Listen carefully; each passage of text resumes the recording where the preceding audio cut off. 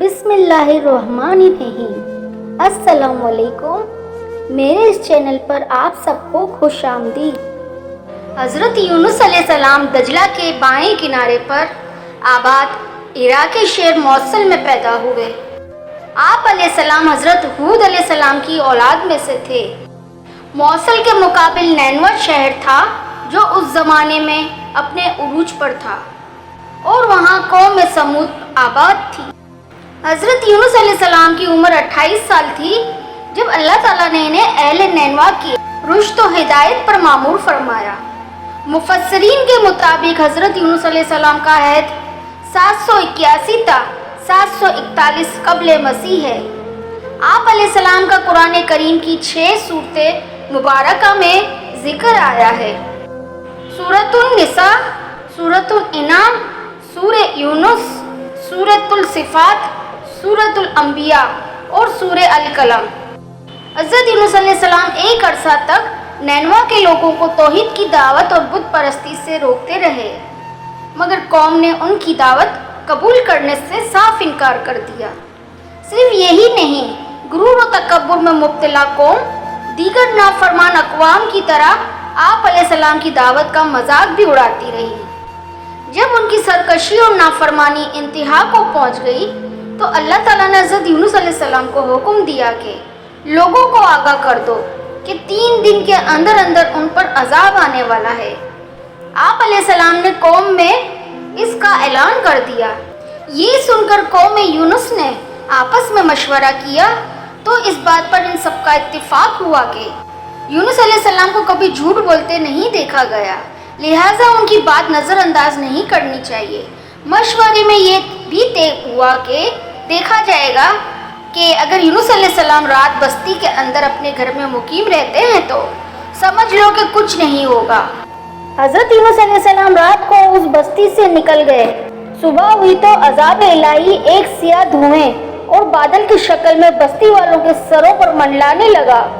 جب وہ ان کے قریب ہونے لگے تو لوگوں کو یقین ہو گیا کہ اب وہ سب ہلاک ہونے والے ہیں۔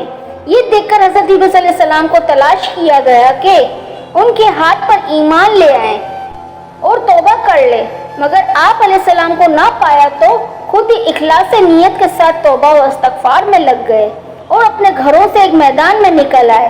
عورتیں، بچے اور جانور سب اس میدان میں جمع کر دیے گئے اور انکساری کے ساتھ توبہ کرنے اور عذاب سے پناہ مانگنے میں اس طرح مشغول ہوئے کہ پورا میدان آہ و بکا سے گونجنے لگا۔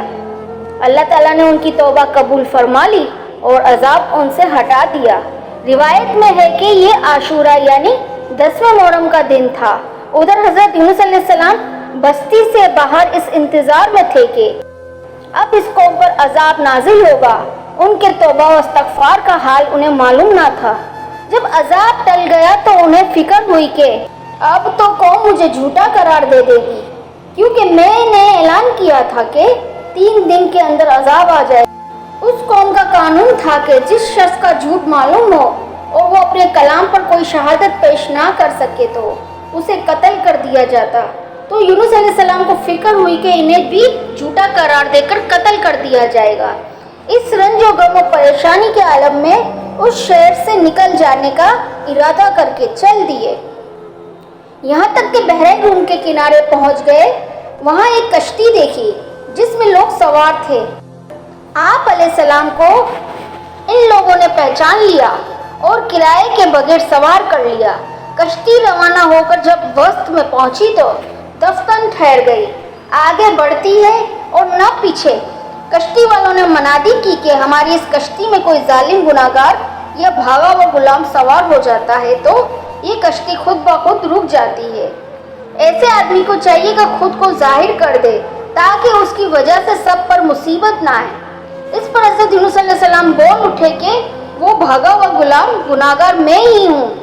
آپ علیہ السلام نے فرمایا کہ مجھے دریا میں ڈال دو تو تم سب اس عذاب سے بچ جاؤ گے، مگر کشتی والے اس پر تیار نہ ہوئے، بلکہ انہوں نے قرآن اندازی کی تاکہ جس کا نام نکلے اسے دریا میں ڈالا جائے، لیکن قرآن اندازی میں بھی آپ علیہ السلام ہی کا نام نکل آیا۔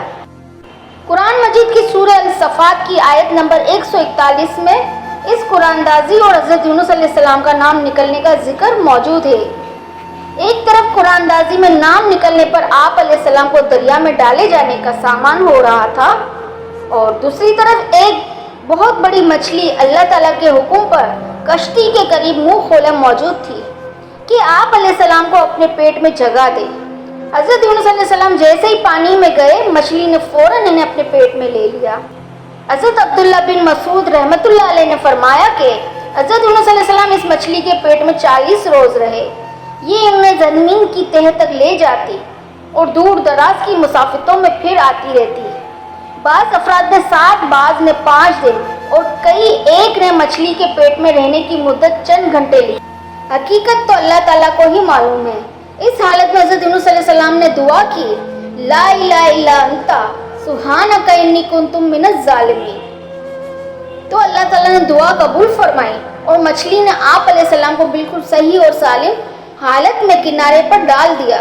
مچھلی کے پیٹ کی گرمی سے ان کے بدن پر کوئی بال نہ رہا تھا۔ اللہ تعالیٰ نے ان کے قریب ایک درخت اگایا جس کے پتوں کا سایہ آپ علیہ السلام کے لیے راحت کا سبب بن گیا۔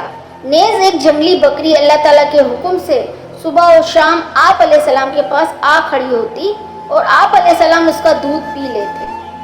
یہ تھا مختصر سا قصہ حضرت یونس علیہ السلام کا۔